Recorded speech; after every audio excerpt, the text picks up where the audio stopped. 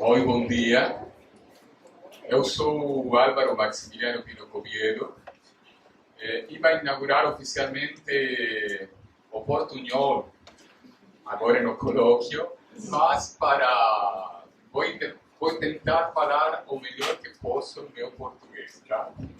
Eu sou migrante, jornalista e pesquisador do grupo Diaspotic, de aqui da Universidade Federal de Rio de Janeiro, liderado por el profesor Mohamed Elaki, quien es nuestro anfitrión. Orgullosamente soy discípulo del profesor Mohamed y falo de eso porque cuando el cara que está hablando con ustedes no es un cara novinho. Entonces, cuando você é novinho, você é mais flexível, a madeira está mais mole, como se fala em português, né? Es más blanda la madera, que sería en español. Y cuando uno es joven, al ser más mole, uno puede aceitar diferencias y cosas que valen su orientador. Mas cuando la madera ya es más dura, como la mía, un poco flexible por los años, es mucho más difícil que uno esté más abierto a las trocas, a los cambios. Mas el profesor Mojá sabe hacer que uno se cuestione y yo termino preguntándome qué tipo de madera soy. Porque, entonces, yo agradezco mucho estar en el grupo que él lidera y cuando él hablaba de Mitra, y los profesores que no son de Mitra, mas que están viviendo con nosotros esta sala, realmente fico convencido de la importancia de ese contacto directo y de importancia de fomentar una cuestión como Mitra. Eu voy a mediar la mesa que es sobre subjetividades en tránsito, pertenecimientos e identificaciones. Y es una mesa de lo que hoy llamamos mucho Sul-Sul, porque tenemos a alguien que está en México, alguien que tiene origen libanés, Moisés que tiene origen angolano y Laura que viene de Perú. Y entonces, como ontem dieron lugar también a las lenguas indígenas, y yo como migrante también estoy atravesado por muchas identidades, y no solamente mi identidad como argentino que ahora mora en Río de Janeiro. Yo quería complementar a ustedes en diferentes lenguas que tienen que ver con identidad. Entonces, voy a hablar Jama Jama Marara Tenéis Dereta Cheireta, que significa Oi, oi, ¿cómo están mis amigos y mis amigas? Eso es en lengua tapiete. En Wichí, Antena la Caraí, que es Buen día, amigos. Que se trata de una migración de hace 5.000 años, que son indígenas de la Amazonía brasileña, que terminaron en el noroeste argentino. Y está Laura, así que comentaba Laura que yo soy del suburbio del Imperio Inca, del Tahuantinsuyo, que soy de Tucumán. Y las normas incas en el noroeste argentino servían para complementar normas do Inca, que eran normas de vida. Entonces el saludo es, el complemento es Amasúa, Amalula, Amaqueya, que significa no seas ladrón, no seas mentiroso, no seas regresoso. Y la respuesta para complementar es campas inayar. Você también pasa lo mismo. Así que espero no haber complicado la existencia de mis colegas de la cabina de transmisión, de Silvana y de Cristiano. Mas ahora vamos a dar lugar a esta mesa que es Sul-Sul, o tercer mundo, como se falaba cuando teníamos 3 mundos. El segundo mundo desapareció, se desintegró, se transformó. Entonces aquí a mi derecha está el profesor Bruno Miranda, que es pesquisador asociado al Instituto de Investigaciones Sociales de la Universidad Nacional Autónoma de México, quien va a hablar sobre habitar en movimiento, esperas y diversidades en las fronteras de México. A mi izquierda está Dima Abdallah, que es escritora franco-libanesa. Eu não sei muito bem, em francês seria Mos Servas, que significa ervas daninhas. vai apresentar sobre su libro. Al lado del profesor Bruno está Laura Elvira López Quesloia, no sé si pronuncié bien Quesloia, que es del CIO da Terra, Asociación de Imigrantes de Belo Horizonte, aquí en Brasil, que va a hablar sobre migración femenina y el desafío de ser terra fértil sin fronteras. Y para la izquierda está Moisés Antonio, con quien divido formar parte del colectivo de migrantes de la ciudad de Curitiba, que me recibió cuando eu inicié mi viaje como migrante, que es migrante, poeta, artista y muchas otras cosas de Curitiba que nos va a comentar. Vamos a comenzar con el texto del profesor Bruno Miranda. Muchas gracias, mano. Bom dia. Eu acho que é a primeira vez que eu divido mesa com pessoas, com artistas, poetas, escritoras. Já tinha defendido, já tinha estado em mesas com defensoras de imigrantes. É um desafio, sendo uma pessoa com essa formação tão estrita e monográfica, acadêmica, mas também eu, quando escrevi esse texto, escrevi pensando em vocês, no público, e na Dima, no Moisés e na Laura. É uma mesa que também me dá muita liberdade de escritura. E eu vou passar a ler o texto que eu preparei para essa mesa. Bom, eu sou um professor e pesquisador brasileiro, radicado no México há 16 anos. Trabalho na UNAM. A UNAM é a Universidade Nacional do México. Lá eu desenvolvo um projeto pedagógico e projetos de pesquisa com estudantes de antropologia, sociologia, às vezes relações internacionais, que também vão para campo comigo, de graduação e pós-graduação. Junto com esses jovens e essas jovens periféricas, filhos, filhas, netos e netas de braceiros mexicanos, indígenas urbanos, como muitos deles se auto-identificam, mulheres que se descobrem chicanas, eu decidi apostar nas possibilidades de conhecer os lugares sociais que ocupamos, para então poder produzir conhecimento situado. Desenvolvo com eles e com elas etnografias, através de diários de campo coletivos. E através da etnografia, eu, como autor, me aproximo da literatura Dima, porque também traduzimos mundos na academia. Paquero com a poesia, bem de longe, Moisés, e me coloco lado a lado de advogadas e defensoras no feminino, que são majoritariamente mulheres defensoras de imigrantes, Laura. Com estudantes, faço trabalho de campo nas fronteiras do México, com a Guatemala, no sul, e com os Estados Unidos, no norte. Documentamos o trânsito migrante. Isso eu gostaria de deixar muito claro. Pessoas que estão em situação de mobilidade ou estão em movimento. E esse trânsito no México, nos últimos anos, tem se metamorfoseado em longas esperas. Documentamos especialmente os trânsitos e as esperas de pessoas e famílias haitianas e de pessoas cujo périplo é ainda maior, pessoas que provêm de quase todas as regiões da África e de boa parte da Ásia, os mal chamados extracontinentais, ou pessoas africanas e asiáticas que partem do Brasil, a maioria delas de São Paulo, dos abatedouros, do sul do Brasil, mas algumas também aqui do Rio de Janeiro.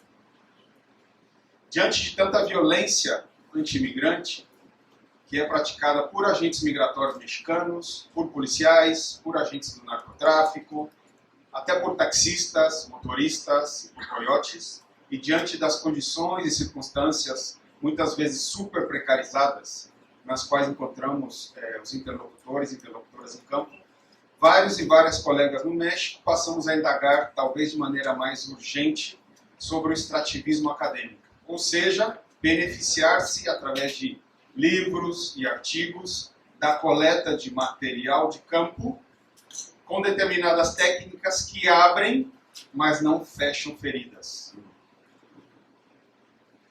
Ou acumular pontos no currículo, retribuindo muito pouco ou quase nada as pessoas e as organizações que participam dos nossos projetos de pesquisa.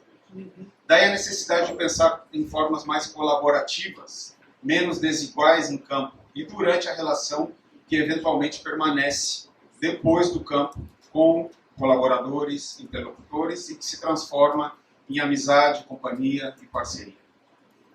Para dar conta dos mecanismos de controle migratório que muitas vezes geram as violências, passamos também a observar espaços e mobilidades. Colocamos nossos olhares nos espaços fronteiriços e nas relações entre pessoas e espaços. Pessoas em situação de mobilidade, instaladas temporariamente nas fronteiras, agentes do Estado, militares, donos de pousadas, coiotes e a relação entre todas elas. Nos preocupa entender como essas pessoas, enquanto convivem, coexistem, constroem o espaço e o território fronteiriço. No México, eu venho de realizar trabalhos de campo consecutivos em Tapachula. Vocês vão ouvir várias vezes o nome dessa cidade durante a minha fala, que é uma cidade no sul, localizada no sul do México, que é a porta de entrada do país. De todas essas pessoas que cruzaram previamente o Darién, parte dos Andes e a Amazônia. E faço trabalho de campo também com estudantes no norte, na fronteira com os Estados Unidos, em Ciudad Juárez, em Tijuana, que são cidades que com certeza vocês já ouviram falar, que fazem divisa com os Estados Unidos, ou como dizemos no México, fazem divisa com el gabacho. Ser homem e brasileiro em campo, por cima da minha branquitude, em lugares aparentemente sem nenhuma conexão com o Brasil, acabou abrindo possibilidades de acompanhar homens africanos negros em situação de espera, da Angola, do Senegal, de Guiné-Conakry, do Congo, da Somália, e homens asiáticos, do Bangladesh, do Paquistão, do Afeganistão. Boa parte deles, são mais eles do que elas, pela facilidade de aproximação e a dificuldade de aproximação, sendo homem brasileiro, branco em campo, a mulheres, boa parte deles com experiência prévia em cidades brasileiras, em São Paulo, aqui no Rio, durante o seu primeiro refúgio. Veio a alta da taxa de desemprego em 2015, veio o golpe contra Dilma em 2016, veio o Bolsonaro e eles foram embora daqui. Aproveitaram que já tinham cruzado o Oceano Atlântico e foram para os Estados Unidos e o Canadá. Se a gente considerar que esse tipo de migração também é forçada, porque também está cruzada por violências, esses são migrantes duplamente forçados, às vezes triplamente forçados. Mas pessoas em situação de mobilidade migratória não se movem o tempo todo. Menos no México. Menos depois de Donald Trump. Menos depois da externalização fronteiriça da qual o Andrea, o Carlos e outros companheiros e companheiras falaram nas vezes anteriores. As cidades fronteiriças mexicanas se transformaram em verdadeiras prisões a céu aberto. Nelas, pessoas de mais de 100 nacionalidades, quase todas do sul global, são obrigadas a esperar. Esperam por documentos que permitam trânsito, por documentos de refúgio, por mais dinheiro para dar propina a quem estiver controlando as rodovias do país, e às vezes esperam até por pessoas que se transformaram em amigas enquanto caminhavam pelas trochas colombianas ou entre Bajo Chiquito e Lajas Blancas no Darién panameño. No México, muitos ramos da economia formal e informal das cidades fronteiriças, de fato, reviveram depois da pandemia de Covid-19, frente à instalação forçada de pessoas centro-americanas, sim, salvadorenhos, hondurenhos. Tem sido assim há mais de 40 anos, mas agora os anúncios nos banheiros públicos dessas cidades fronteiriças do México estão em crioulo haitiano. Tem restaurante familiar especializado em cozinhar comida do Bangladesh. As instruções para hóspedes nos hotéis estão traduzidas ao inglês, mas também ao russo, ao chinês, inclusive ao uzbek. Vinheta de campo. Tapachula, México, março de 2022. Caminhávamos entre as barracas de roupa e alimentos de comércio de rua informal, costumeiros da cidade.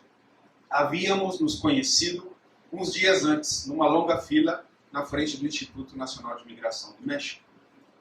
Navid é um homem do Paquistão, nascido e criado em Faisalabad, na região do Punjab, perto da fronteira com a Índia.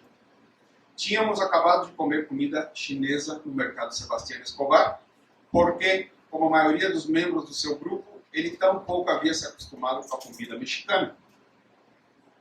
Vamos lado a lado, conversando livremente, quando de repente, com um sorriso que expressava familiaridade, ele cumprimentou uma mulher haitiana que estava sentada, vendendo legumes, tubérculos e produtos cosméticos debaixo de um guarda-sol. Opa! Disse Navid.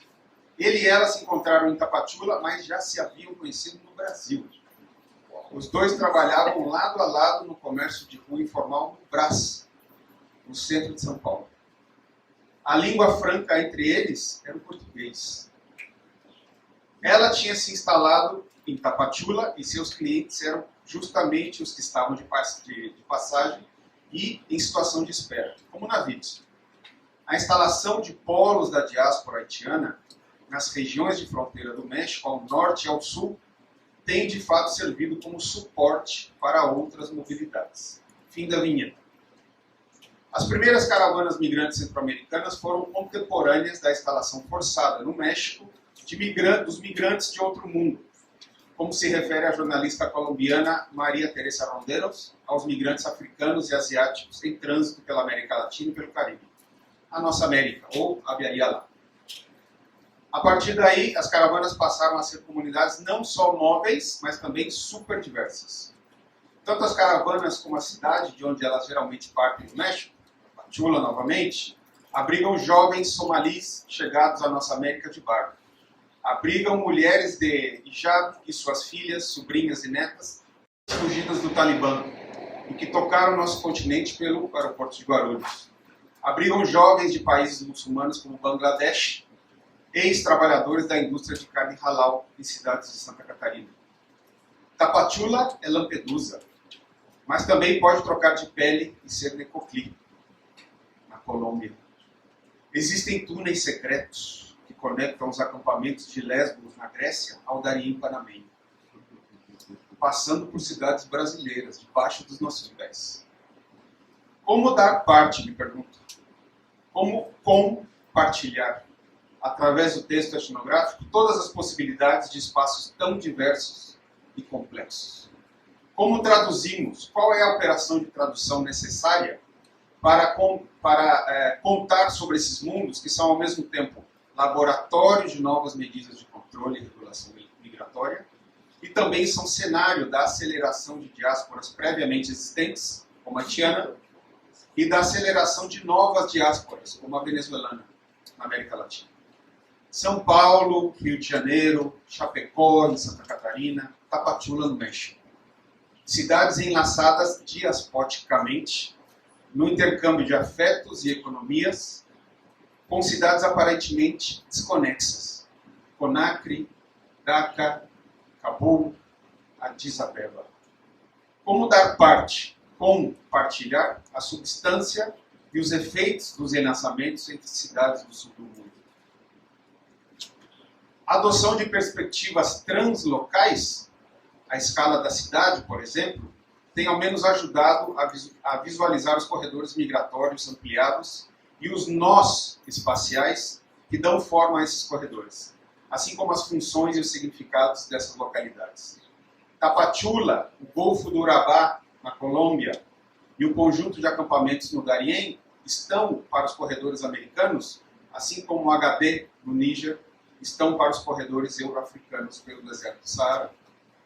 As águas do Rio Bravo, que separam o México do Texas, desaguam no Mediterrâneo que se avista de cima do Morro do Gurugu, no Marrocos. Mais que simples localidades, são territórios de cruzamentos e atravessamentos. São encruzilhadas globais. Espaços construídos em grande medida pelo movimento, pela mobilidade humana, em constante embate com os exercícios de controle estatal, militar e das agências internacionais. Nós também, da academia, Moisés, Dima, Laura, também somos tradutores e produtores de textos. Traduzir mundos implica tirar do anonimato, tirar das sombras o que ainda não foi narrado nem descrito. Ao narrar mundos, contar e compartilhar histórias, com os nossos pares, estudantes, comunidades ao redor dos nossos projetos de extensão, principalmente em contexto de migração e refúgio, somos chamados a considerar as possibilidades políticas dos processos de diferença e diversidade. Esse é o convite da crítica literária e tradutora equatoriana Cristina Bordel Salazar, que eu lhes recomendo muitíssimo. Outro convite muito mais próximo é o dos diaspóticos e das diaspóticas que criaram e organizaram esse evento. Eles e elas questionam as ausências e culturas em contextos migratórios e colocam os holofotes sobre as continuidades identitárias e políticas. Me corrijam se eu tiver entendido mal. Eu quero juntar os dois convites, o da Cristina e o dos diaspóticos, num terceiro. Demos conta dos encontros e desencontros entre as diversidades e diferenças. Consideremos todos os enlaçamentos digitais, mas sem deixar de lado os processos sociais que se dão em movimento, ou que são possíveis graças às mobilidades. Nas ruas do centro de Tapachula, Navid tinha, de certa forma, se apropriado de lugares públicos. Mantinha interações com comerciantes locais, vendedores haitianos. A reprodução da vida em espera o levava, a Navid, a uma rotina diária pelos mesmos lugares. Isto nos informa sobre o reconhecimento da cidade por seus habitantes, mesmo que temporários. Pensar nossas cidades e nossas cidades de fronteira do sul do mundo, a partir do movimento e das mobilidades, não necessariamente a partir dos sedentarismos, nos dá, portanto, outras possibilidades de entendimento sobre o que significa, por exemplo, residência e habitat. Duas categorias do nacional sedentarismo, certo? E que configuram a modernidade estatal, assim como a cidadania. O que estamos perdendo ou deixando de narrar sobre as migrações e experiências de mobilidade e refúgio entre os sules do mundo, por continuar presos ao nacional sedentarismo? Me pergunto. Pensar em perspectiva de mobilidade ainda vai nos levar longe. Muitas graças. Muito obrigado.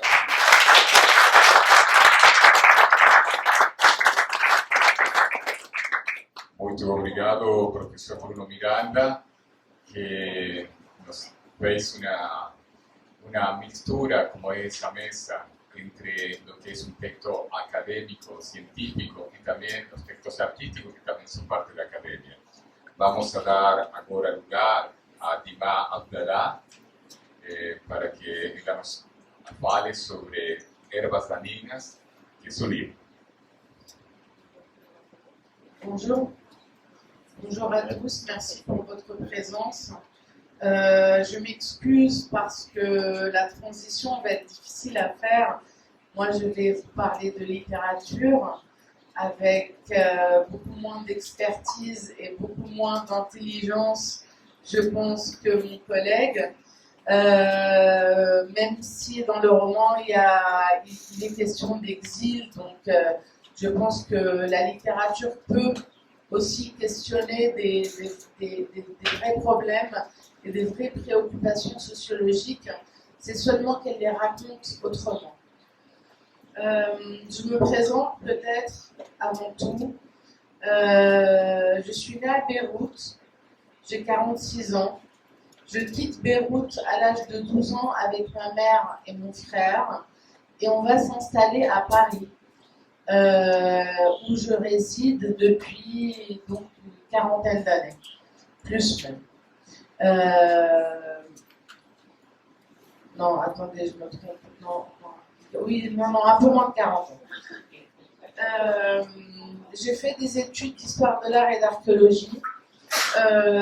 J'ai pratiqué l'archéologie un temps et j'ai traduit, j'ai fait beaucoup de traductions, mais j'ai toujours écrit. L'écriture depuis toujours était là dans ma vie et comme dans mon roman Mauvaise herbe, qui vient de paraître au Brésil, qui vient d'être traduit en portugais et paraître au Brésil, donc je crois qu'il est sorti hier, donc, oui, hier. Donc, comme dans mon roman où la petite fille cache partout des feuilles pour écrire des poèmes, des textes courts en classe, à la maison, ben, cette petite fille, c'est moi. Et donc, j'ai toujours eu ce besoin, peut-être pour m'évader, mais pas seulement, je crois, pas seulement. Il s'est passé quelque chose de nouveau avec Mauvaise Herbe. Pour la première fois, je savais que j'étais en train d'écrire un texte long, que j'étais en train d'écrire un roman, contrairement à avant. C'est un texte, je pense, que je portais en moi depuis très très longtemps et qui a commencé à s'écrire dans ma tête à un certain moment de ma vie. Je composais des phrases dans ma tête, ce n'est pas seulement des idées qui me venaient, mais une langue, une vraie langue qui s'écrivait dans ma tête. C'est un roman qui a une bonne partie autobiographique. Il y a beaucoup d'événements qui se trouvent dans le livre, qui sont des événements que j'ai vraiment vécus. Et je voudrais m'attarder sur un chapitre qui est en réalité le chapitre le plus autobiographique du roman, qui est l'exil, la nuit où la mère, le frère et la fille partent en pleine nuit dans un taxi pour l'aéroport de Damas, l'aéroport de Beyrouth étant fermé, pour s'exiler en France. Donc, je peux vous dire que ce chapitre, précisément, celui de la fuite de la guerre en pleine nuit pour aller en France, qui est spécialement déchirant. Pour moi, c'est le chapitre le plus déchirant du roman. Et ben, c'est le chapitre le plus autobiographique. Ce déchirement, cette fuite en pleine nuit, cet arrachement au père, je l'ai vécu et je l'ai transcrit d'une manière assez fidèle à tout ce que j'ai éprouvé cette nuit-là quand j'étais âgée de 12 ans. Et pour rejoindre la thématique, je dirais évidemment que chaque exil est une déchirure et une douleur incroyable. Évidemment que même s'il y a des personnes qui pensent le contraire, je crois qu'autour de cette table, on est tous d'accord. Tout ce qui est vrai et qui s'est invité à moi pendant l'écriture, je l'ai accepté. Je n'ai pas cherché à lutter, à me dire qu'il fallait surtout que je fasse une fiction pure. Tous ces souvenirs réels et ces sensations m'ont servi à être authentique, sincère. Je n'ai pas cherché à faire semblant que ce n'est pas de moi qu'il s'agit. Et je crois que ça a donné sa force à ce texte. Donc le réel et la fiction cohabitent pour donner un résultat romanesque. La langue du livre n'est pas celle de la confession, d'un journal intime. Il y a tout un travail de composition, de construction, de narration qui fait de ce livre quand même un roman, même s'il est en partie autobiographique. J'ajouterai que les chapitres où le père et le narrateur sont ceux qui s'éloignent le plus de la réalité, car quand on prend la voix d'un homme, on s'identifie moins à son personnage. Et pour moi, c'était très grisant de prendre cette voix d'homme en tant qu'écrivain et de partir loin de moi-même. Et j'ajouterai que même quand un écrivain écrit la fiction la plus pure qui soit, quelque chose de très loin de ce qu'il a pu vivre, il met toujours beaucoup de lui-même dans ses personnages. Dans mon deuxième roman, qui s'intitule Bleu Nuit, je m'éloigne complètement de ce que je suis et pourtant il y a beaucoup de moi dans ce texte. Mauvaise Herbe est un roman à deux voix, celle du père et de la fille qui se répondent par chapitre interposé. Les chapitres fonctionnent en miroir, le père et la fille se répondent à travers le lecteur. Ils ne se parlent pas, mais ils se parlent à travers le lecteur. Dès le début, avant même de me mettre à écrire, les deux voix étaient présentes dans ma tête. J'entendais mes deux narrateurs et je savais que j'allais écrire un roman à deux voix. On remarque que les deux voix se ressemblent, ce qui est bizarre parce qu'il s'agit d'une petite fille et d'un homme d'une quarantaine d'années au début du roman. Et ce parti pris est voulu, évidemment, parce que ces deux-là se ressemblent beaucoup. Ils ont la même hypersensibilité, ils ont la même manière très poétique de voir le monde. Ils ont un peu les mêmes démons aussi, je dirais. Et donc, c'est normal que Des fois, on se demande, en commençant un chapitre, mais c'est lequel des deux qui parle? Et parfois, on doit attendre le premier accord pour savoir si c'est la fille ou le père.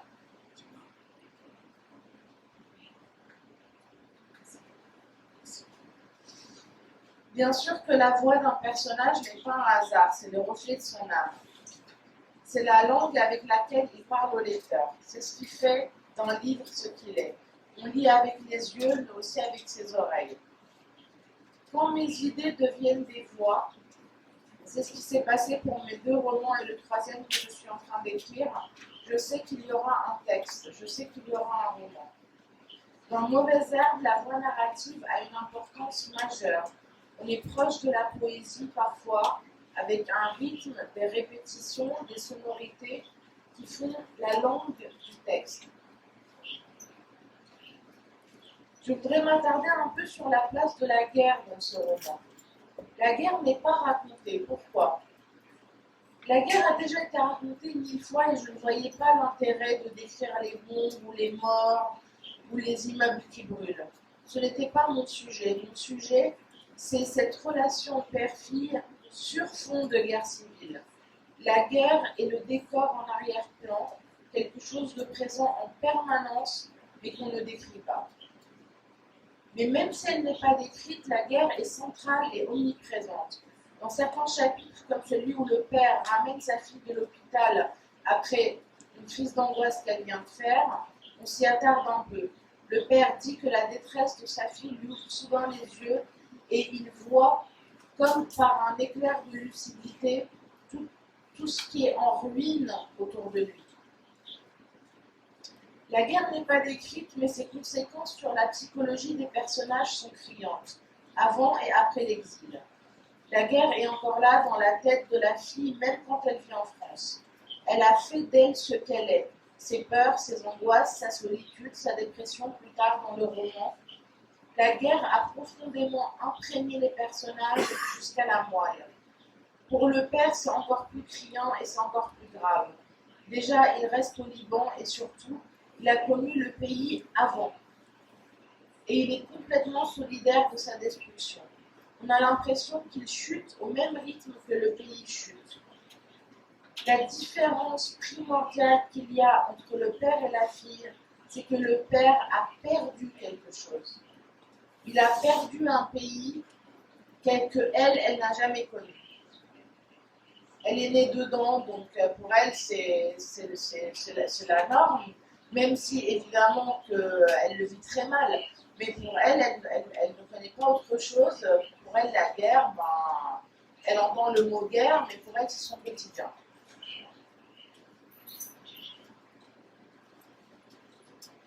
Mauvaise Herbe, je voudrais dire que c'est une histoire d'amour avant tout, avant d'être une histoire de guerre ou d'exil. C'est un amour qui a du mal à se dire. Il y a une grande place du silence, un silence assourdissant. Les 2 personnages sont d'une pudeur extrême. L'amour des mots et l'importance des mots pour eux les fait se méfier d'être maladroit et de se précipiter à dire n'importe quoi. On a aussi quelque chose qui est très commun dans les situations traumatiques, qui est le mutisme face à l'absurdité de la situation. C'est-à-dire que quand ce qui se passe autour de nous est d'une telle violence et d'une telle atrocité, d'une telle absurdité, on ne trouve plus les mots. Et même chez les enfants, chez les petits, surtout chez les enfants, qui ont connu diverses violences, quelles qu'elles soient, on se rend compte qu'ils s'enferment dans le mutisme et ils ne racontent pas leur souffrance. Il y a un zoom qui est fait seulement sur ces 2 personnages dans Mauvaise Herbe. Tout le reste est flouté. Les autres membres de la famille sont presque invisibles alors qu'ils sont aimés et adorés. La guerre est floutée. Et c'est un parti pris très fort dès le début jusqu'à la fin. Ce n'est pas une histoire de famille, ce n'est pas un récit de guerre. J'ai choisi de presque effacer tout le reste, et c'est ce qui fait du roman ce qu'il est. J'ai choisi d'effacer tout sauf le père et la fille.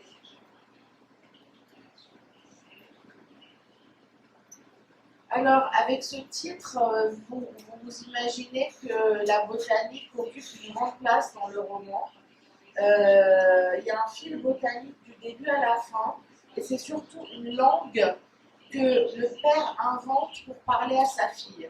Il frotte ses mains contre la sauge ou la marjolaine ou la menthe, il lui fait sentir, il lui parle du potager de la grand-mère qu'il a connu quand il était petit, donc de tout ce qui est perdu.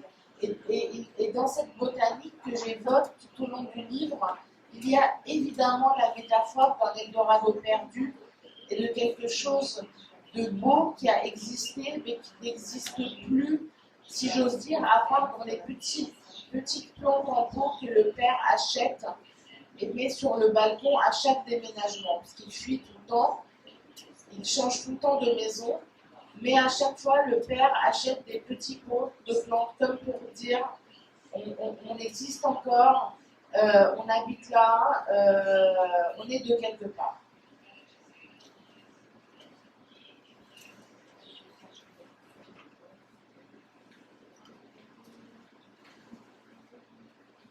Le fil botanique présent tout au long du roman raconte aussi l'omniprésence de la poésie. Les deux sont des esthètes, des poètes, des amoureux de la beauté, qui vivent dans un pays où la violence et la laideur ont tout envahi. Cultiver un petit balcon et se parler de botanique, de ce qui est beau, c'est une manière de s'accrocher à la vie. Le père et la fille sont deux étrangers, deux mauvaises herbes dans un monde violent. La marge et la liberté de penser et d'être pour un homme dans un pays en guerre civile est un prix très cher à payer. Pour elle aussi, elle souffre d'une grande solitude d'être aussi singulière. La difficulté d'appartenir au groupe, c'est un thème qui m'habite et qui m'obsède depuis toujours. Et cette difficulté à appartenir au monde et de dialoguer avec lui, elle est là même dans les pays où il n'y a pas la guerre. Parce que je crois qu'on est dans un monde qui est extrêmement violent et que ça peut être très difficile de trouver sa place.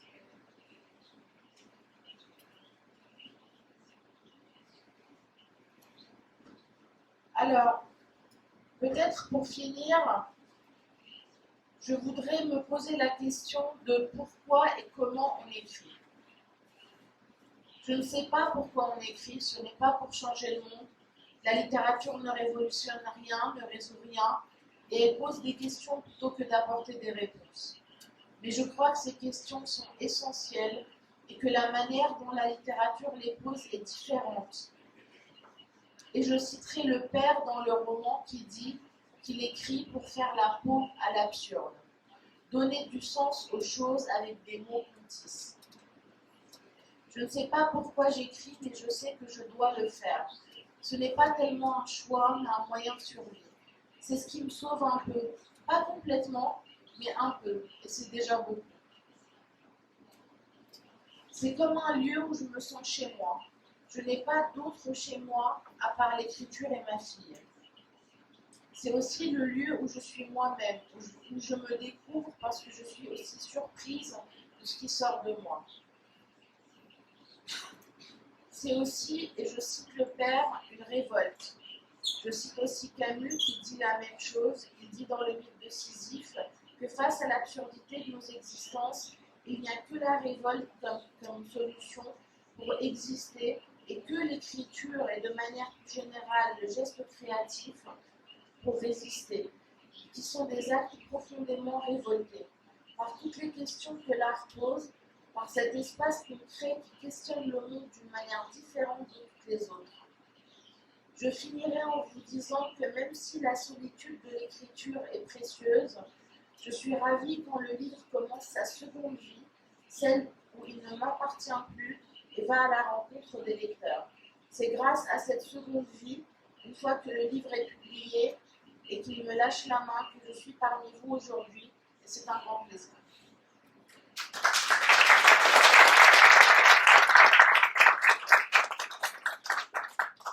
Muito obrigado, Dima. Perguntas, você faz perguntas que são son esenciales para la vida, para pensar la existencia, y realmente esperamos también tener esa versión en otras lenguas, como portugués y español de su obra. Voy a pedir a los palestrantes que deben lugar ahora para tener una presentación de Moisés Antonio, que también es escritor, migrante de Angola, y va a hablar sobre Angola y a vida de él para o Brasil.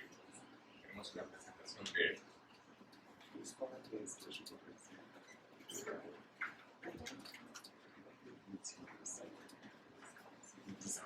Olá, boa tarde a todos. Sou Moisés Antônio, poeta e escritor angolano. Resido no Brasil há 7 anos.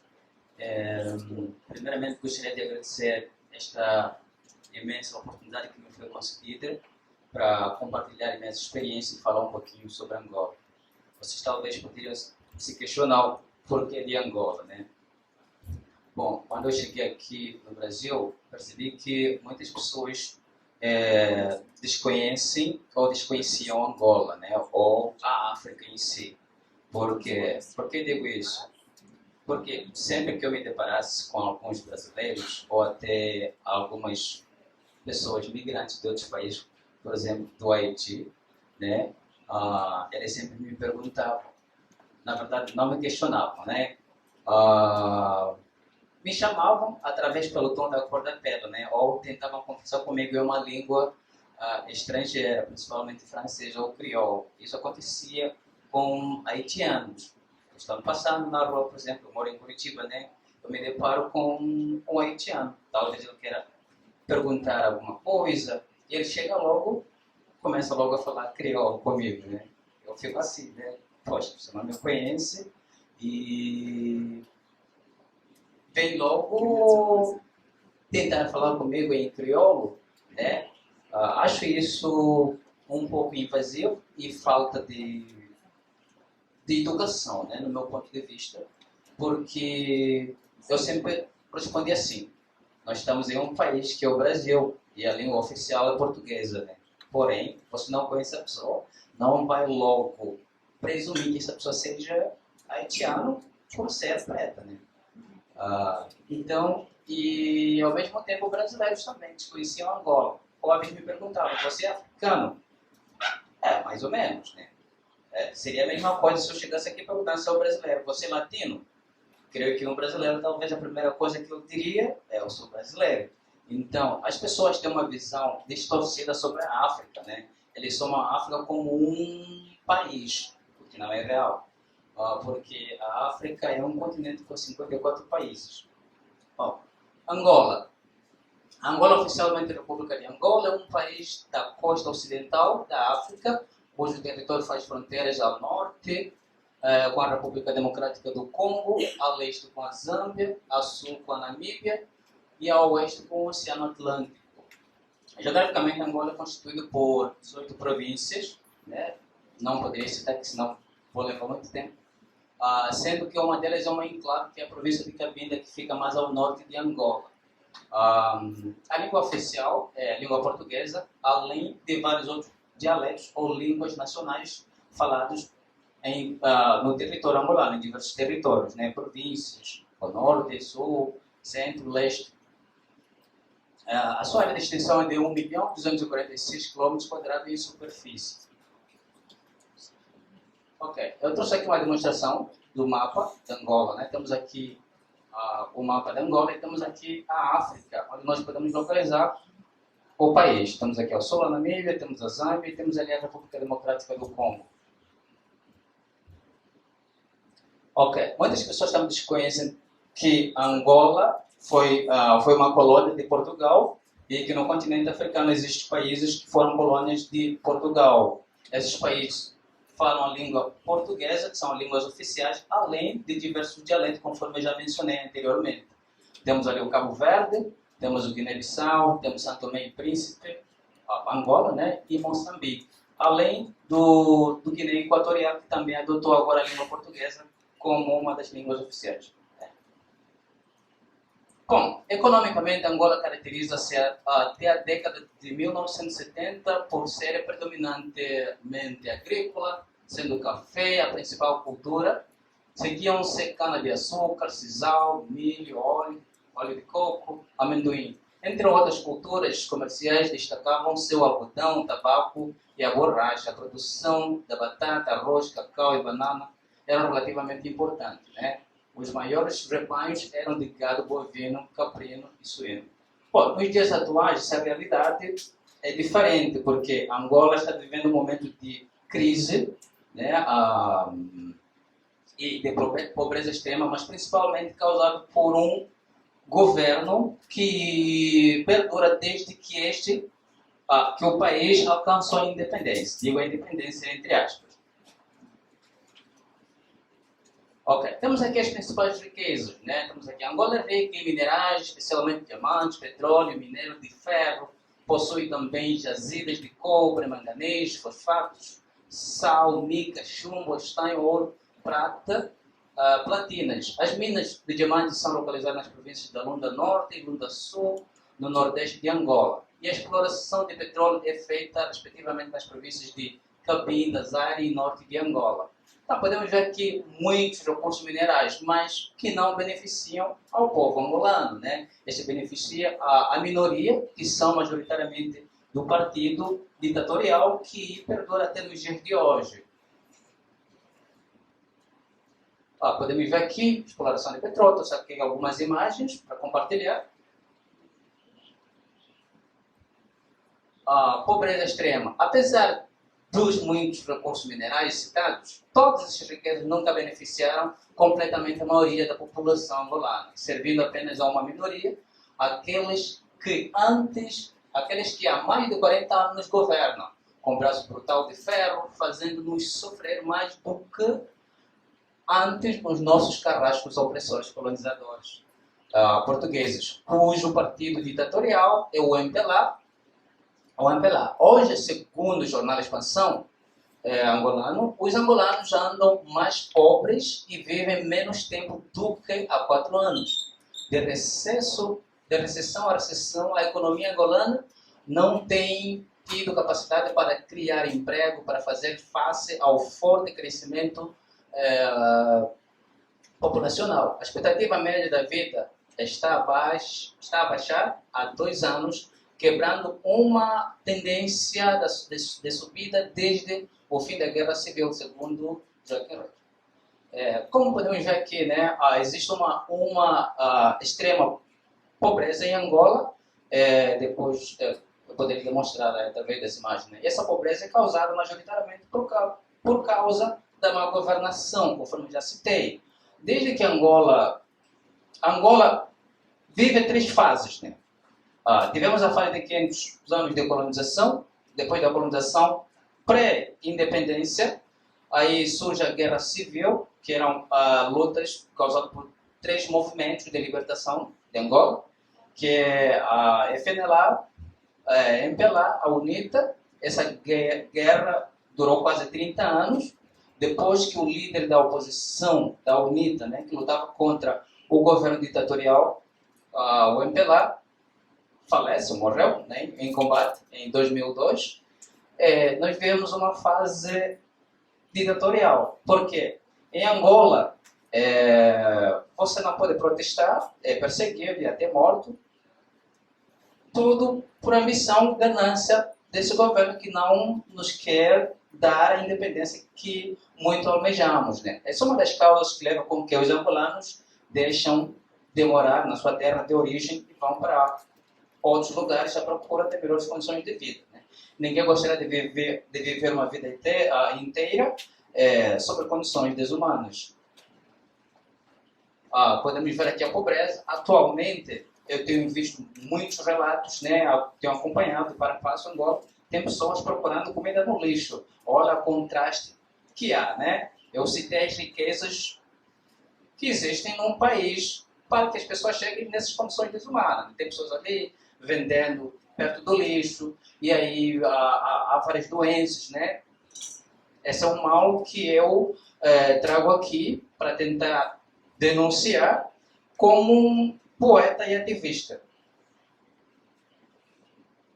Podemos ver aqui índice de pobreza, né? 7%, pobreza, sem pobreza, a lei 23, baixo nível de pobreza, 34, pobreza moderada e 35, pobreza extrema. Majoritariamente, principalmente aquelas pessoas que moram no interior, né? Passam por mais dificuldades.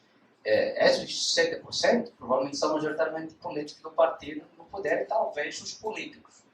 Né? Coloquei essas imagens aqui, são imagens tão fortes, né? Porque são os principais protagonistas dos problemas que os angolanos enfrentam até os dias de hoje. O problema começa com Augusto Neto, que ambicionou o poder, teve que trazer o comunismo em Angola.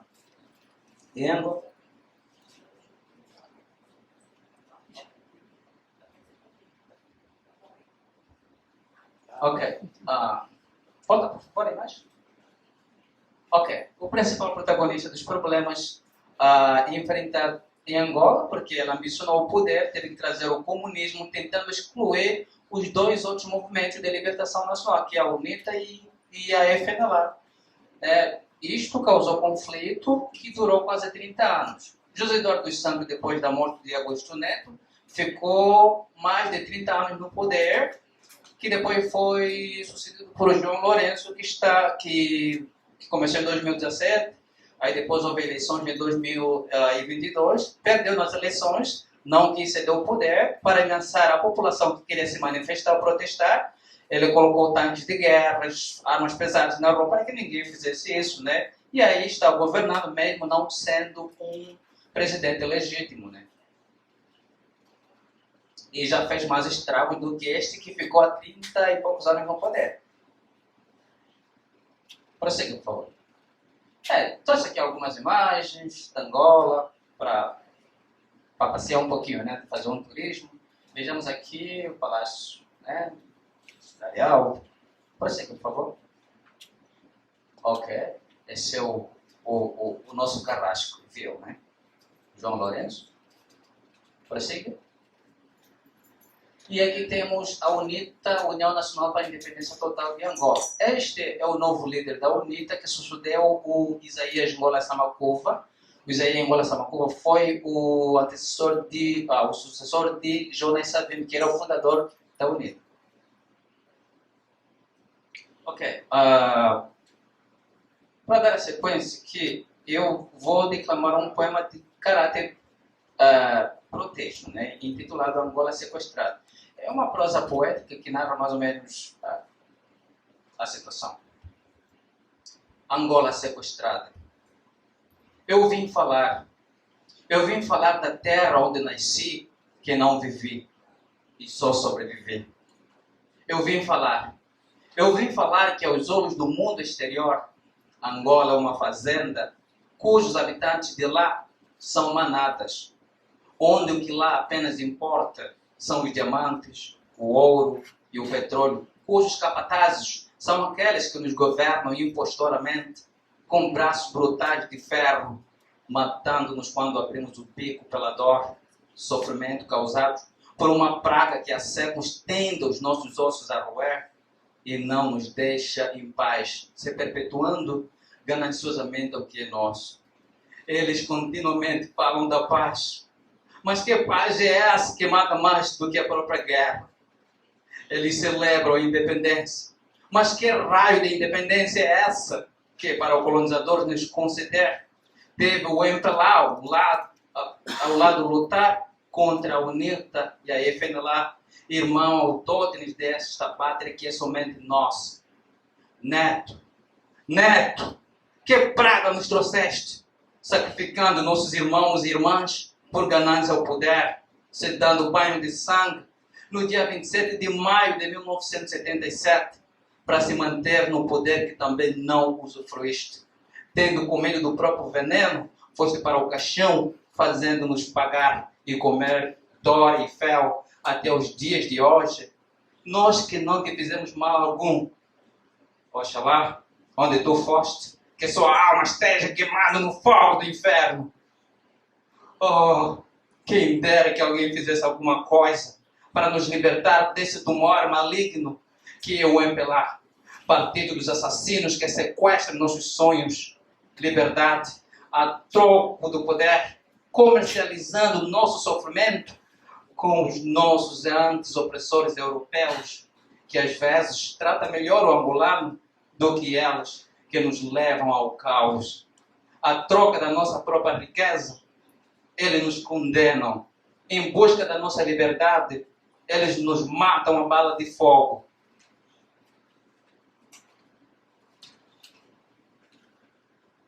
Esses parasitas desprezíveis. Oh Deus, por que nos concedeu essa terra, mas deixou nela também cair a serpente maligna, que a todos os instantes nos atormenta? Eu vim falar de uma Angola que grita perante o mundo, mas ninguém ouve. Eu vim falar de uma Angola quebrada por injustiça e seus direitos, mas que a ONU ou o Ocidente não fazem nada e todo o nosso clamor morre em orelhas mocas. Eu vim falar do angolano que sofre, come no lixo em um país com todos os recursos minerais, mas que apenas beneficia os nossos opressores e o mundo lá fora. Eu vim falar do angolano que é também ser humano, que a bala do maligno entra lá por protesto contra a injustiça, exigindo liberdade, nele não se poupa. Eu vim falar do angolano que morre por falta de medicamentos nos hospitais, sem alimento, em nossa própria terra do mel, a nós só nos jogam migalhas. E aos olhos da comunidade internacional, só os ucranianos e os outros nacionalistas, o mundo se compadece. Nossos clamores por liberdade e justiça morrem em orelhas surdas de uma ONU que se diz defensora dos direitos humanos. Oh, que indignação! Eu vim falar de um povo que padece, esperando que fosse visto como uma sociedade de carne e osso, independentemente das cores, etnias, que também é raça humana, com sangue, veias e livre-arbítrio. Eu vim falar de criança angolana que ainda não viveu, também já come o pão que o diabo amassou e procura alimento no lixo e morre. Eu tenho um sonho de uma Angola com seu povo no poder. Moisés Antônio.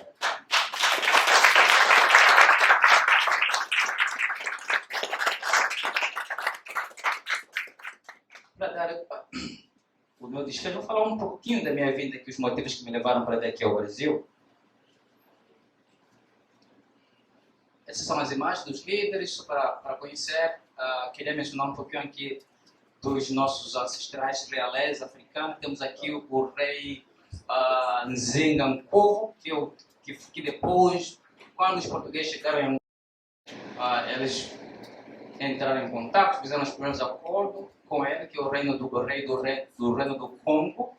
O Congo do qual me refiro é o reino de Angola, não o Congo, o país. E temos aqui a rainha Nzinga, da qual eu tenho orgulho, porque é uma figura que representa a luta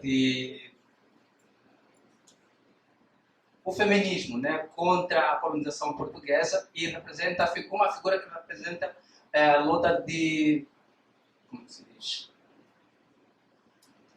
A luta contra a colonização dos países africanos, né? E temos aqui o Mandume, rei dos Panhamas, é um dos heróis também, mas para o sul de Angola é um líder que se recusou a baixar-se a cabeça ao curvar-se contra os seus opressores.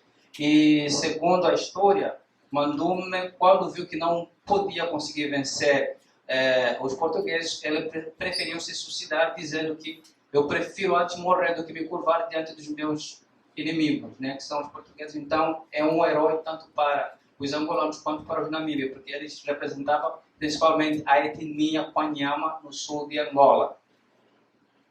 Siga, por favor. Trouxe aqui algumas imagens para viajar um pouquinho, né? Angola, a terra natal onde nasci, Ambriz, litoral.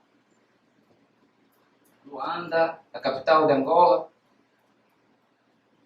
Museu da Escravatura em Luanda, Angola, para um dia poder visitar Angola, né? Tem muitos lugares turísticos, dá para explorar, apesar do que eu já citei, né? Temos aqui a religiosidade, né? Aqui vocês comemoram Maria Aparecida e nós em Angola temos a Mamã Muxima, algumas semelhanças, Angola com o Brasil.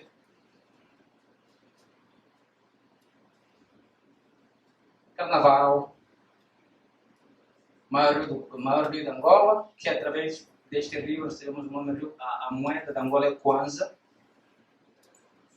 Lugares, só para mostrar lugares. Que é desde Calandola, Palanca Negra Gigante, símbolo de Angola, províncias, a maior floresta tropical africana, depois do Amazonas, no mundo. Essa é a floresta do Maiom, em Cabinda, província da Namíbia, do Namíbia. Esse é o Anguitia mirabilis, uma planta que representa a fauna angolana. Se encontra apenas no deserto do Namíbia. A província do Zaire, aqui temos o Museu dos Reis, o Museu dos Reis do Reino do Congo, né? Temos aqui essa Columbimbe, é uma construção que surgiu do nada, no meio do nada, quando as pessoas acordaram, viram essa construção. Até o dia de hoje, quando chove, ele não é coberto, assim, quando chove, não penetra água aí, algo cultural maravilhoso. Temos aqui algumas etnias, Mumuíla, povo de Angola, os povos originários de Angola, Serra da Leba, alguns pratos típicos. Não vou mais, porque o tempo já se foi, né? A minha vida aqui no Brasil. Porém, para concluir, eu vou declamar um poema de minha autoria, um poema que foi citado várias vezes aqui no livro didático no Brasil, em 2018, em 2020, em 2023. E também foi solicitado em vários países, como na Itália, Estados Unidos, França, Angola. E vocês podem ler esse poema aqui através do site Migramundo.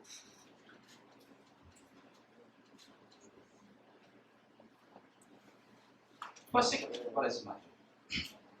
Só para mostrar. Sou imigrante. Sou imigrante da lei. Lá do outro lado do oceano. Forçado a abandonar o país. Sim, o país de origem, que há séculos vem lutando, querendo viver, batendo as portas nunca encerradas, sempre encerradas. Não tenho terra, lá de onde eu venho, do qual vos chamais, ou dizeis ser minha terra. Eu era igual a uma flecha, querendo ir para frente. Eu era cada vez mais puxada para trás com mais força. E de tanto me puxarem, fui lançada veementemente para atingir o alvo e vim aqui parar. Sou imigrante, não tenho terra, tudo é terra. Não importa se é aqui ou lá. Quem dera que não houvessem fronteiras. Quem dera que não houvessem leis. Leis essas que nos prendem, separam, hostilizam, injuriam e abalam. Oh! Se não houvessem fronteiras, divisões geográficas, e que todos os homens fossem só homens, sem distinção de cores, raças, nacionalidades. Que culpa tenho eu em ser negro ou branco, cristão ou muçulmano, hindu ou budista, judeu ou samaritano, se talvez as raças negra ou branca não existissem? Na verdade, não existem. O que apenas existe é raça humana. Sou imigrante, emigrante, migrante, resistente com força para viver, almejando viver. Sou resistível como um leão da África, tenho garras de um falcão do mato. Sou persistente como a onda movível, porém me respeitem, só quero viver a vida, porque a terra é nossa. De todos nós, feita por Deus e entregue a todos os homens, não importa se é aqui ou lá.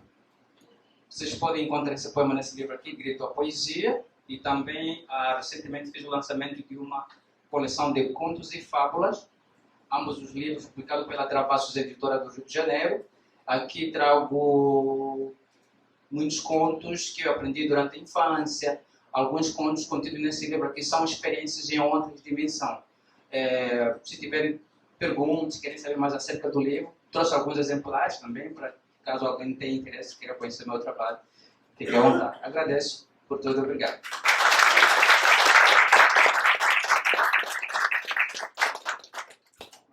Bom, obrigado Moisés por hacernos conocer Angola y también su identidad de migrante. Y ahora vamos a dar lugar a Laura Elvira López Quesloia, del CEO da Terra, Asociación Migrantes Belo Horizonte, Brasil, quien va a hablar sobre migración femenina y el desafío de ser tierra fértil sin fronteras. Como ella tiene también una presentación, vamos a pedir para poder asistir a su presentación. Así.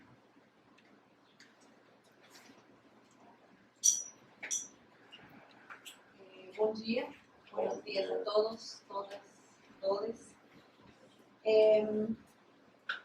Como princípio de inclusão, farei minha audiodescrição. Sou uma mulher migrante, peruana, tenho 43 anos, cabelo preto, com muitos cabelos grisalhos, bate o ombro. Eu estou vestindo uma blusa do meu coletivo, que tem estampas e iconografia de diversos países. Estou usando um collar, estou vestindo roupas que são resultado do trabalho do coletivo. Tanto a blusa como o collar, que mistura iconografia andina com iconografia indígena do norte do país, do Brasil. Essa aqui é um Muraitá, que é uma lenda do norte do Pará, onde uma companheira migrante faz a mistura, a fusão entre o que é o olhar indígena andino com o olhar indígena amazônico. Então, essa é a proposta, essa é a nossa proposta. Sou uma mulher migrante, há 17 anos no Brasil, formei em nutrição no meu país. Aqui formei em psicologia, estou fazendo mestrado também em psicologia na PUC de Belo Horizonte, em Minas Gerais. Queria apresentar meu coletivo. A minha fala tem a ver com o trabalho que a gente faz sobre a fertilidade, a nossa fertilidade como mulheres.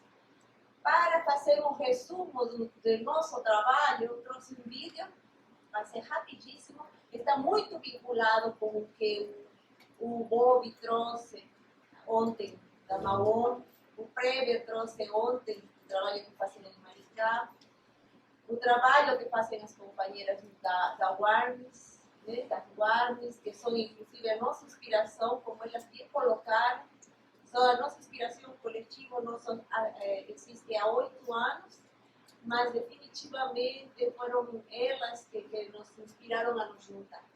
Então, vou apresentar em um vídeo curtinho o que a gente faz.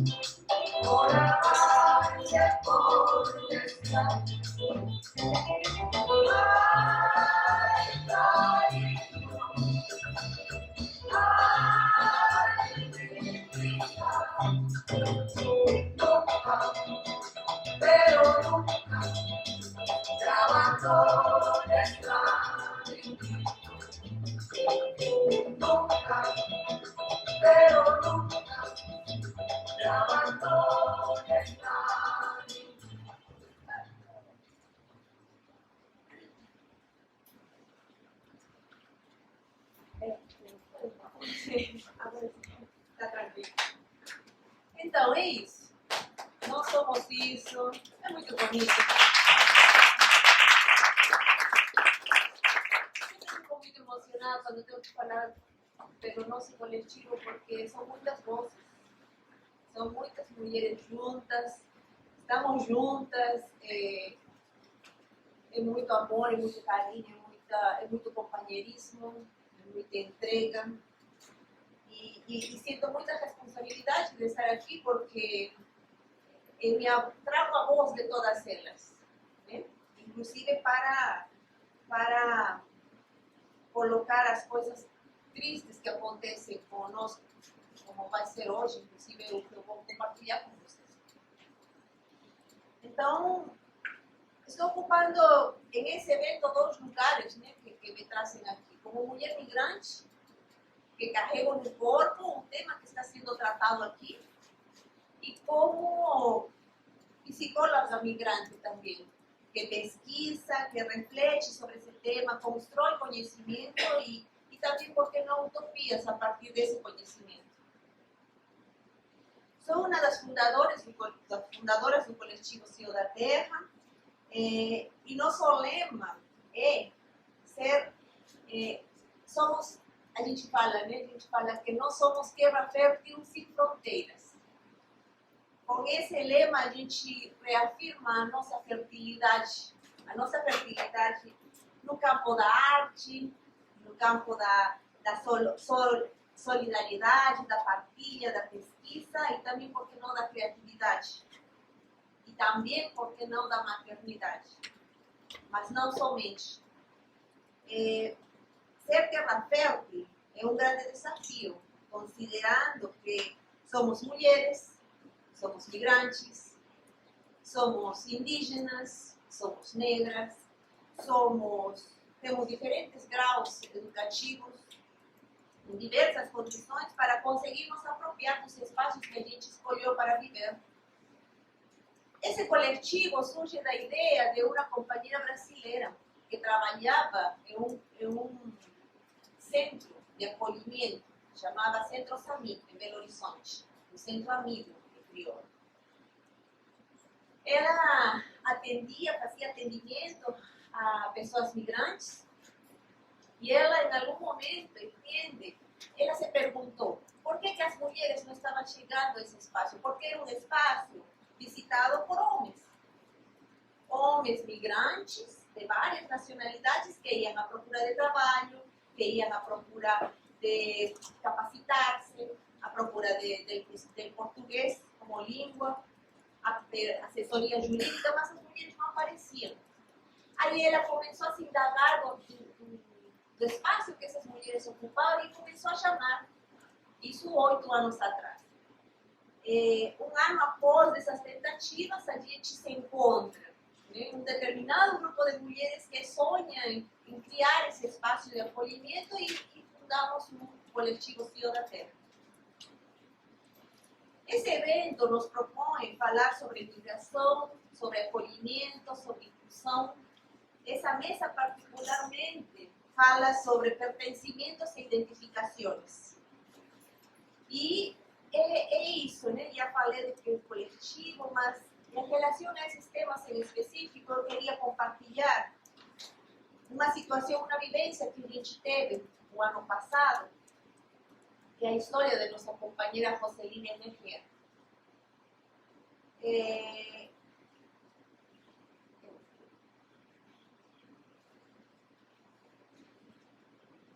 Acredito que eu tenho um pouco mais de tempo, como todos os palestrantes, e reivindico esse espaço. Posso utilizar mais tempo? Creio que em uso equitativo. Pois bem, a história que Joseline trouxe para nós, ela era uma companheira, a história de vida dela é um resumo de todas as lutas, frustrações e dores que a gente, como coletivo, tem enfrentado nesses 7 anos e que dizem respeito a acolhimento e inclusão.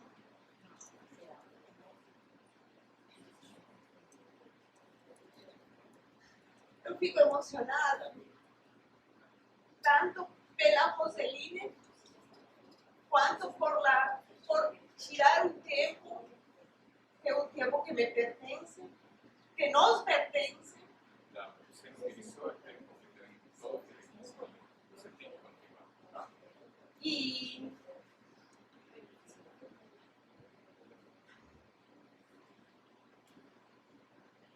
perdimos a Joseline em dezembro do ano passado. E até agora não conseguimos sepultar.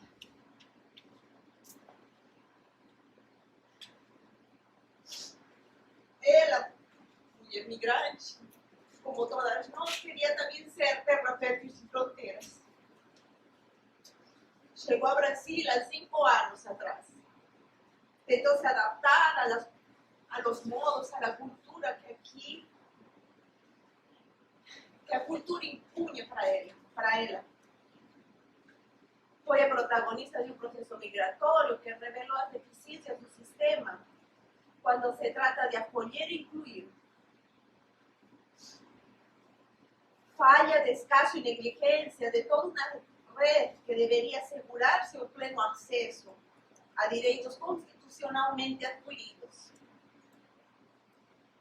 E nesse ponto é importante, inclusive, pensando nas falas do dia de ontem, queria pensar se realmente o Brasil é acolhedor,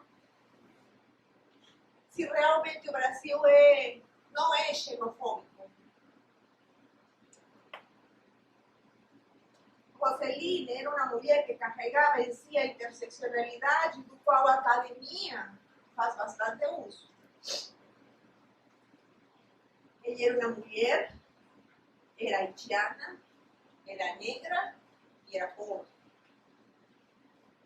Os marcadores foram negligenciados por um sistema de saúde que não está preparado para atender a pessoas migrantes, pior ainda quando ela não fala a língua, não fala o português.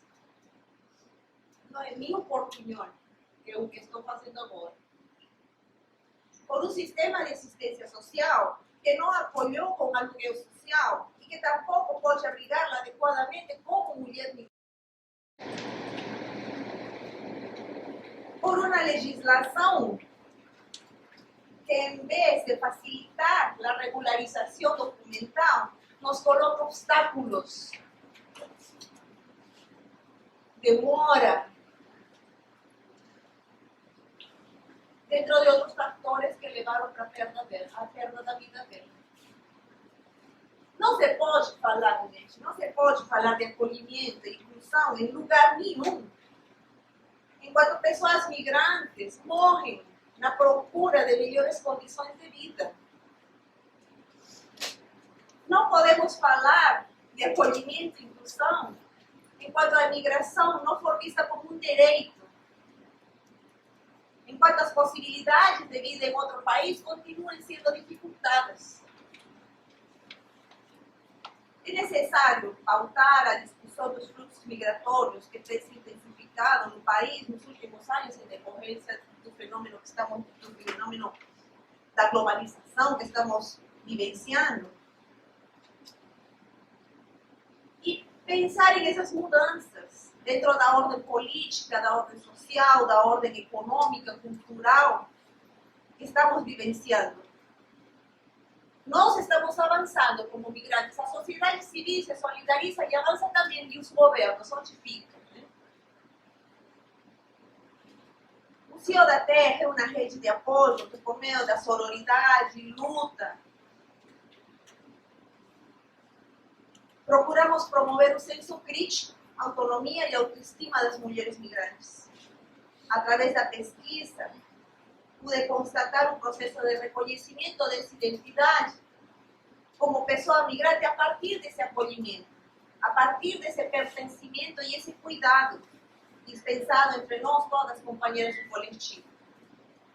E além da comprovação da necessidade de existência dessas redes de acolhimento, fica evidente também que não se trata somente de uma luta individualista, senão pelo contrário, se trata de criar espaços coletivos de luta, espaços de redes, de acolhimento e sororidade.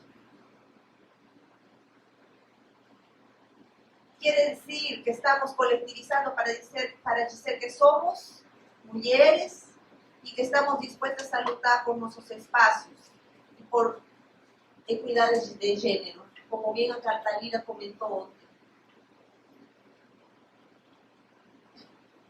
Acho que nesse ponto, a academia, vocês, nós, estamos sendo convocados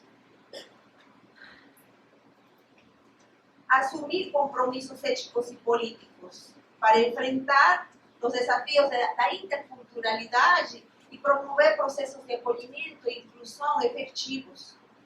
Precisamos de espaços na academia, dentro da psicologia, que é meu campo, comprometidos que contribuam para a construção de uma sociedade mais justa, mais equitativa, um espaço ou uma academia que tenha compromisso social.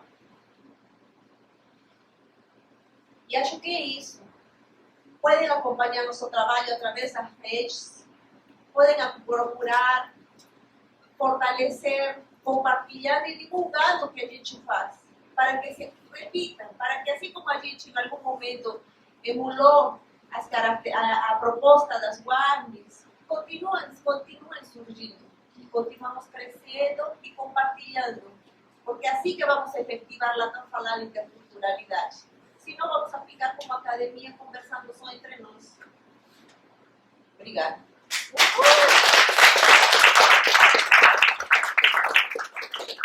Bom, eu acho que a fala de todas as mesas foi forte. Nada mais que nossa mesa está atravessada por nossas subjetividades, o qual faz isso mais poderoso a palavra, não?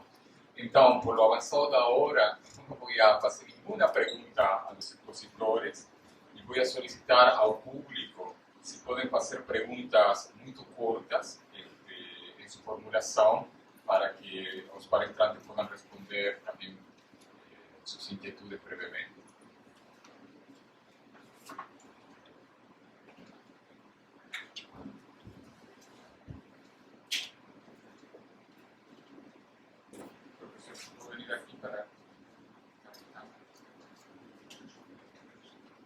Muito obrigado. Et j'ai une question pour Moisés. Tenho uma pergunta para Moisés. E, em espanhol. Podemos observar, analizar la migración a corto plazo, pero podemos también observar la migración libre y forzada a largo plazo, y hay una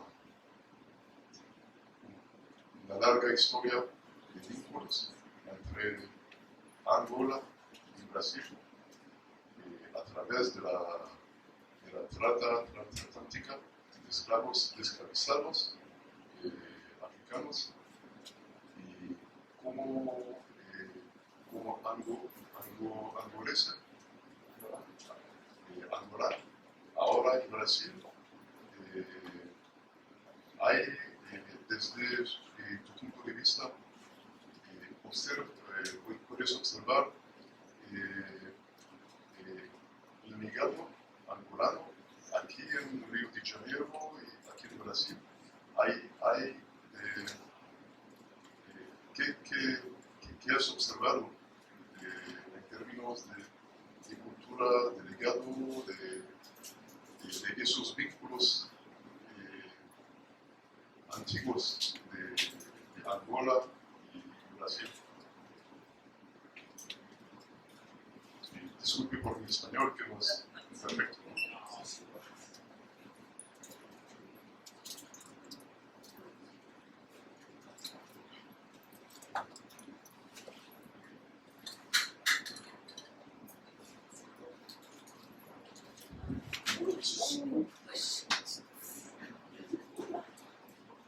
Laura, muito obrigada por problematizar a noção de acolhimento. Lá em Recife tivemos histórias muito parecidas com o Tuarão, com o selo de migracidade, cidade solidária, de pessoas que morreram sozinhas em violência obstétrica, pessoas que morreram de tuberculose, em casas confinadas pela prefeitura. Então eu acho que é importante a sua fala no sentido de problematizar a noção de acolhimento, porque estamos muito conformados com acolhimentos precários, para dizer o mínimo, desumanos, e é isso, estamos tendo que concordar com esse tipo de modelo.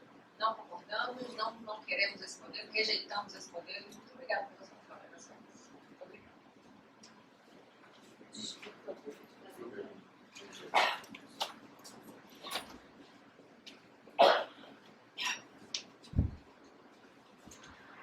Bueno, muchas gracias. Es una pregunta corta para Bruno.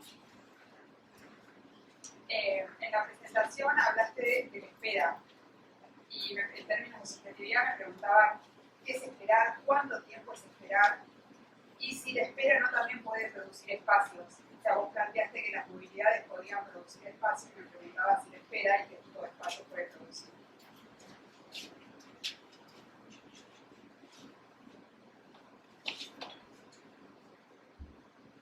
Parabéns a toda a mesa, obrigada por dividir as experiências. Minha pergunta é para a Laura. As Warmis ficaram como uma referência, mas o trabalho da CEO da Terra comparado com as Warmis em economia solidária é incrível e gostaria se você pode falar mais um pouquinho sobre os projetos de economia solidária do CEO da Terra. Obrigada.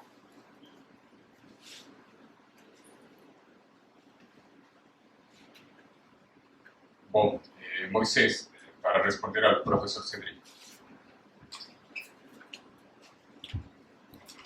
Ok, para responder a sua pergunta, os vínculos que existem entre Angola e Brasil. Segundo a história, né? Quando Angola alcançou a independência, o primeiro vínculo que existe entre Angola e o Brasil, quando Angola alcançou a independência, o primeiro país do mundo que reconheceu a Angola como um país independente é o Brasil. Existem outros vínculos culturais, né? Como, por exemplo, pratos típicos de Angola. Em Angola, aqui, por exemplo, o Brasil é conhecido como um dos países que faz a feijoada, né? Isso também acontece em Angola. Aqui tem a festa do Carnaval, também nós temos o Carnaval. O outro evento religioso que eu citei quando eu estava falando sobre Angola está relacionado com a data comemorativa da Maria Aparecida aqui no Brasil. Isso acontece também em Angola, só que com um nome diferente, que é a Mamá Moshima, né? E por sermos países que falamos a mesma língua, né? Então acredito que muitos brasileiros que compõem, ou seja, muitas pessoas que compõem a sociedade brasileira são descendentes angolanos, principalmente do Rio. Eu consigo perceber isso através do sotaque, às vezes, né? O carioca é conhecido através do chiado, e o angolano tem um pouco disso, né? Eu creio que tem muito a ver também. A outra conexão, o elo que existe entre Angola e o Brasil, são alguns termos que eu fui observando quando cheguei aqui.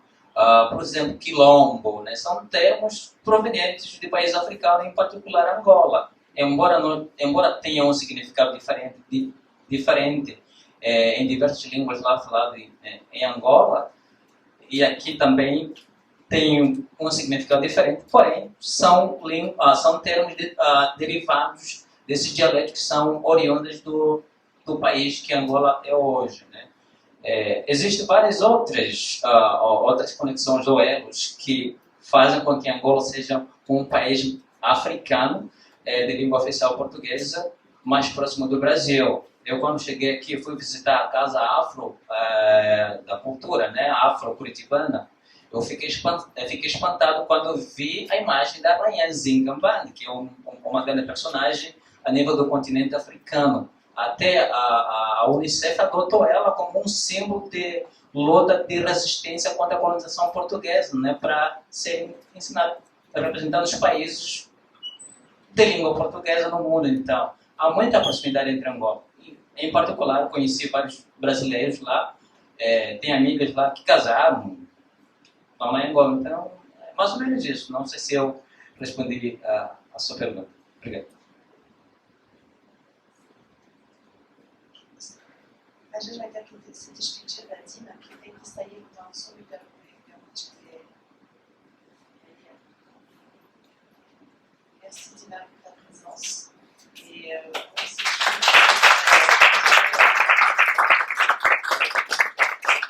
Vamos a dar continuidad entonces a Laura. La profesora Sofía fez solamente un comentario, mas Sandra del colectivo Barnes fez una pregunta para usted. Somente para resaltar lo que Sofía colocó sobre esa cuestión de sensibilizar ese espacio. Não é sensibilizar e apontar novamente aquilo que a gente já está cansado de falar. A população migrante é vista como objeto de estudo. Muitas pessoas procuram para estudar, para pesquisar, mas o que deixam em troca a esses espaços?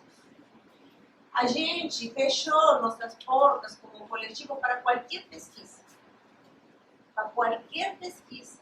Não permitimos, não deixamos. E mais ninguém nos usa, porque o tempo todo nós temos utilizado as nossas falas, os nossos corpos como objetos de pesquisa, sendo que somos sujeitos de pesquisa. Então, pensar nisso, sabe? É importante sim, trazer, mas também a reflexão do outro lado. E nesse momento estou falando como migrante mesmo. Até onde vai essa troca? Até onde o pesquisador, a pesquisadora chega e entrega algo para esse espaço? Sabe? Então, também vai por esse lado, eu acho, completando o que você colocou. Sensibilizarmos é fundamental. Mas precisamos também cuidar dessas pessoas também desde nosso espaço. E em relação à economia solidária que Sandra pergunta, é isso. A economia solidária parte de uma questão muito importante que a gente trabalha muito, que acho que, eu não lembro agora aqui que colocou mais, a gente, o Mohamed, a gente não chega aqui só para usufruir, só para viver, a gente está enriquecendo a cultura. A troca, as experiências, o acervo que cada uma de nós traz, cada um de nós como pessoas migrantes traz, é fundamental para que essa sociedade se enriqueça. Então, quando a gente trabalha na economia solidária, parte de aí. Primeiro, entender qual é o lugar que essa pessoa migrante vai desenvolver dentro da economia. O que está trazendo? Porque desde o momento que a pessoa entende que a proposta dela tem que ser valorizada, a gente muda o olhar sobre isso que foi comercializar. Qualquer coisinha que seja, é isso. É a riqueza que a gente está colocando na produção desse produto. E a partir disso, a gente trabalha gastronomia, trabalha artesanato, trabalha produção de textos, de contos. Temos companheiros e companheiras que também estão produzindo livros. Trabalha na cultura, na arte. Temos companheiros que dançam, que cantam. E todo mundo traz a vivência da migração. Então, acho que é isso, parte desse fortalecimento, principalmente, e depois a visão das nossas companheiras que coordenam a área de geração de renda, que são ótimas, que elas vão colocando a proposta por todo lado e assim vai crescendo. E também parte do outro lado, né, do acolhimento que tem para essas propostas. Bom, mi profesor Bruno e la professora Maria José é da Universidade Nacional de Córdoba, da Argentina. Não sabe? Tá. Fez uma pergunta para você. Sim, certo. Muito obrigado, Maria. A espera é uma relação de poder entre quem faz esperar e quem espera, né? E isso marca as nossas cotidianidades, sejamos ou não migrantes, sejamos ou não refugiados. A nossa relação individual com o Estado é marcada pela espera, né? E no caso de contextos migratórios, especialmente de fronteiras, o México hoje é um dos primeiros, já não é o primeiro, mas é um dos primeiros muros dos Estados Unidos. E a contenção, quando a gente estuda a migração, a gente sempre se refere automaticamente ao espaço, né? Mas a contenção também pode ser temporal. E a manipulação da vida dos migrantes também pode ser uma manipulação que é temporal. Então existem espacialidades nos contextos migratórios em questão, mas também existem temporalidades, né? E essa espera ela pode ter diversos motivos. Existe a espera repressiva, que é a espera imposta pelo Estado, que é a espera imposta por agências humanitárias para conseguir algum tipo de ajuda, algum tipo de apoio. E existe a espera que eu chamo de espera produtiva, a espera por parentes, a espera por remessas econômicas. E essas esperas em conjunto têm transformado as fronteiras mexicanas em espaços de superdiversidade, especialmente a fronteira sul. Então existe produção espacial, sim. Essa espera ela tem levado, por exemplo, agências humanitárias. O maior escritório do Acnur no México não está na cidade do México, está em Tapachula. Sim? Aí é quando a gente começa a pensar qual é o centro. Sim, a fronteira deixa de ser, o espaço de fronteira deixa de ser um espaço marginal para se tornar um espaço cêntrico em questões humanitárias, né? E esse espaço de espera produzido no México, ele é cada vez mais aglutinador de pessoas que vêm. Eu tenho encontrado pessoas do Uzbequistão, do Afeganistão, da Tailândia, da Somália, espaços aglutinadores que a gente tende a pensar, e não é uma cidade icônica, a gente não está falando de Nova York nem Londres. Estamos falando de Tapachula, uma cidade de 400 mil pessoas, e que reúne mais de 100 nacionalidades do sul global. Então a produção de espaço ela se dá cotidianamente, através da espera. Sim ou não? Sim. Bom, quero agradecer a vocês por permanecer até esta hora. Vamos a fazer nosso corte para poder ir almoçar e voltamos 14h30 horas, tá? Agradeço a os colegas que estuvieron aquí en la mesa y pido para ellos un fuerte abrazo.